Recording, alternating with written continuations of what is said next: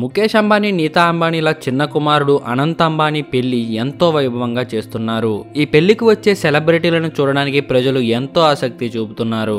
అయితే వచ్చే ఎంతో మంది సెలబ్రిటీలకి విందు ఆహా అనిపించేలా పెట్టాలని వారణాసిలో ప్రసిద్ధి చెందిన కాశీ చాట్ బండార్ వ్యాపారులచే విందు ఏర్పాటు చేయిస్తున్నారు.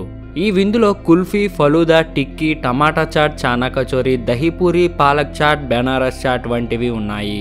మామూలుగా సెలబ్రిటీలు అందరూ డైట్లోనే ఉంటారు. మరి అంబానీల ఇంట పెళ్లి విందులో ఏం చేస్తారో చూడాలి.